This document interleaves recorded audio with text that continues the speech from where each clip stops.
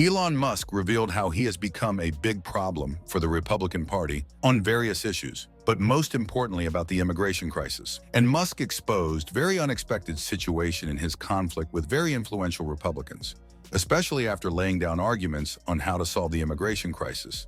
And according to Musk, this is happening because the current culture of the Republican Party has completely changed. It is far different from it once used to be. And after the new president gave Musk full carte blanche to find out evil organizations that are silently tearing down the government, Musk has been in war with politicians. So let's explain everything.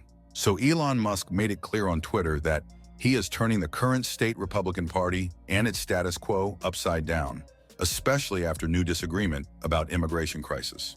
The fact is that Musk has gotten a lot of support from Trump and the public on various issues, including immigration, and the issue is that Donald Trump sided with Musk on an important problem involving Musk and the Republican Party. Trump said, "I've always liked the visas. I've always been in favor of the visas. That's why we have them. I have many H-1B visas on my properties. I've been a believer. I've used it many times. It's a great program."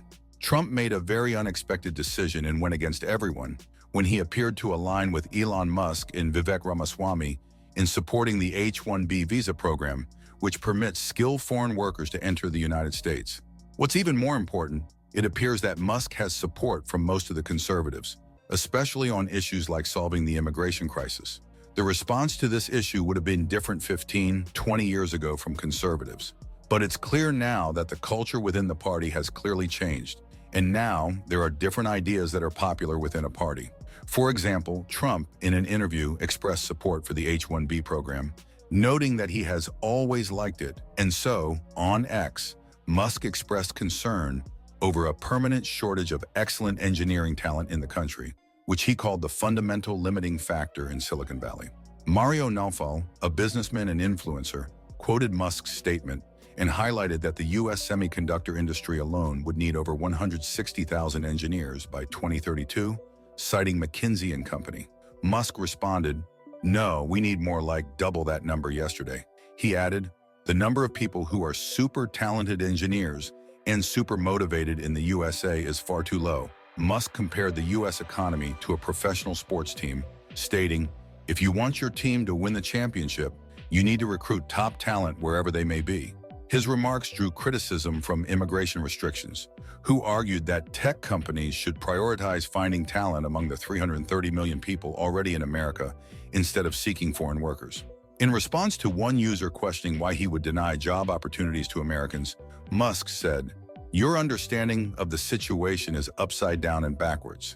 He clarified his stance by explaining, "Of course, my companies and I would prefer to hire Americans, and we do, as that is much easier than going through the incredibly painful and slow work visa process." Musk emphasized the need for foreign talent, saying, "However, there is a dire shortage of extremely talented and motivated engineers in America." He warned, "If you force the world's best talent to play for the other side, America will lose." End of story. Musk's comments arose amidst criticism from some immigration hardliners regarding President-elect Trump's appointment of Indian-American venture capitalist Sriram Krishnan to an advisory role for artificial intelligence in the new administration. And it is important to mention that the United States has more immigrants than any other country in the world.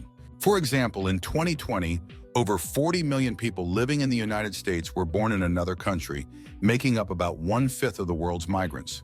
The immigrant population in the U.S. was highly diverse, with nearly every country in the world represented. Pew Research Center regularly published statistical portraits of the foreign-born population, showing trends from 1960 onward and providing insights into key aspects of immigration in the country. Immigrants made up 13.7% of the U.S. population in 2020, nearly 3 times the 4.8% share recorded in 1970. However, the situation changed during the second half of fiscal year 2020.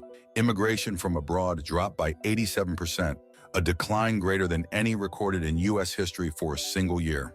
This sharp decrease occurred after the State Department closed its consulates, and President Trump issued a proclamation in April suspending new visas for most immigrant categories. Legal immigration almost completely stopped in April and May 2020, and while it slightly recovered afterward, it remained 84% lower than the previous year. In 2022, the immigrant population in the United States grew significantly, reaching a record high of over 46 million, according to U.S. Census Bureau estimates. The share of immigrants in the U.S. population also rose to nearly 14%, reflecting substantial growth in 2022 that matched the combined increase of the previous 4 years. Florida experienced the largest state-level growth, adding over 200,000 immigrants, more than double the increase in Georgia, which had the second highest rise.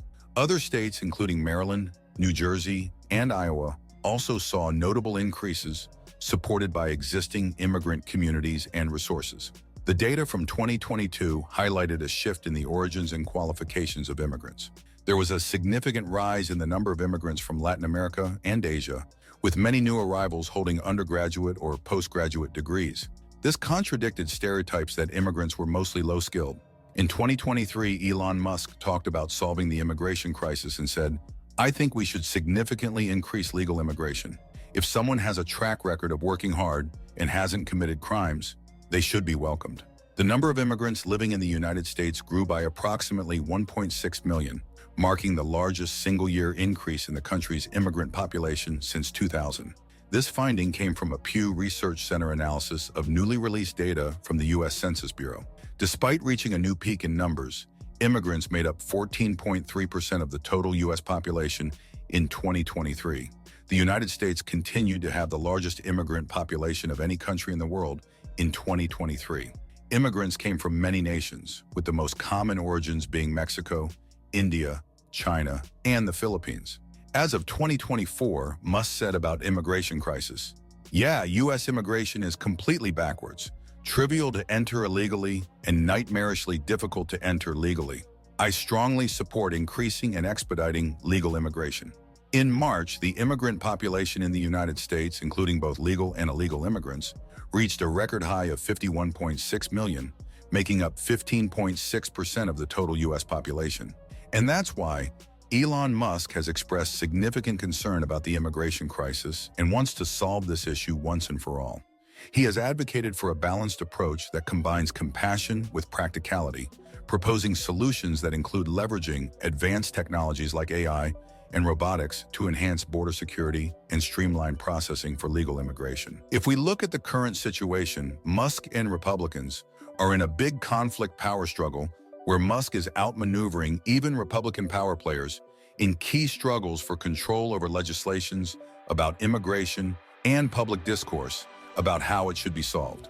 Musk's influence and domination is too strong in this dynamics, especially for Republicans who for a long time were making decisions about legislations without control and proper resistance. So will U.S. government take Musk's recommendations? This remains an unanswered question. For now, there is still time for this. And that's it for today.